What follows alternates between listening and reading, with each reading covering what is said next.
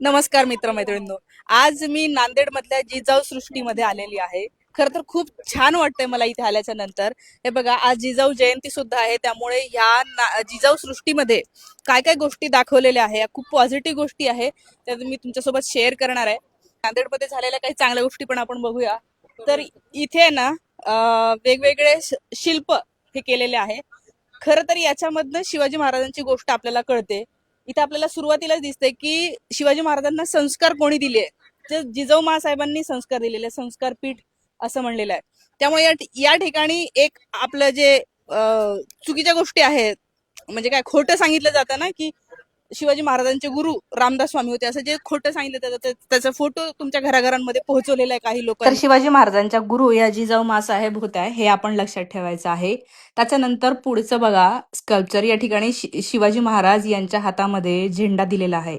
याचा अर्थ शिवाजी महाराजांना लहानपणी जिजाऊ मासाहेब यांनी स्वराज्याचे धडे दिलेले आहे, की हे आपलं राज्य आहे, हे रयतेचं राज्य आहे आणि तुला इथे रयतेचं राज्य आणायचं आहे. या अर्थाचं आपण म्हणू शकतो की हे बाळकडू हे संस्कार जिजाऊंनी दिलेले आहे.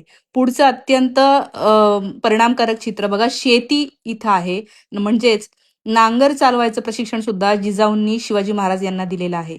पुण्यातल्या लाल महालामध्ये जे दाखवलं होतं की दादोजी कोंडदेव पण त्यात होते, ते काढून टाकायला लावलं. याचं कारण आहे की जिजाऊंनीच शिवाजी महाराजांना शेतीमधले सुद्धा शेतीचे सुद्धा धडे दिले आणि म्हणून हा राजा शेतकऱ्यांबद्दल इतका संवेदनशील होता. पुढचं चित्र बघा, या ठिकाणी न्याय व्यवस्था, न्याय देण्याचं काम जिजाऊ करत होत्या जेव्हा शिवाजी महाराज लहान होते. त्यावेळेला स्वराज्यामध्ये जे काही गुन्हे व्हायचे त्या संबंधीचा न्यायनिवाडा इथे केला जायचा आणि लहानपणापासून हे सगळं की आपली आई चुकीला चूक म्हणते, वाईटाला वाईट म्हणते, हे शिवाजी महाराज शिकलेले दिसतात. पुढे दिसतंय की इथं कीर्तन परंपरा, म्हणजेच आपल्या महाराष्ट्राची कीर्तन परंपरा, याचं सुद्धा ज्ञान जिजाऊंनी दिलेलं आहे.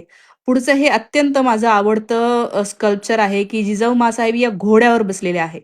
म्हणजे त्या काळामध्ये एक स्त्री घोड्यावर बसून इतक्या धाडसाने, म्हणजे सगळीकडून जिथून संकट होतं, कधीही कोणीही वार करू शकत होतं, तर त्या काळामध्ये सुद्धा ही रणरागिणी ही घोड्यावर बसून आपल्या स्वराज्याची पाहणी करत होती. पुढचं स्कल्पचर बघा, या ठिकाणी जिजाऊ मासाहेब या राज्य कारभार करतायत, राज्यव्यवस्था कशी सांभाळता येईल आणि समतावादी म्हणून सांगितलेले. याचा अर्थ जिजाऊंनी आपल्या समोर आलेल्या सगळ्यांना सारखं वागवलंय.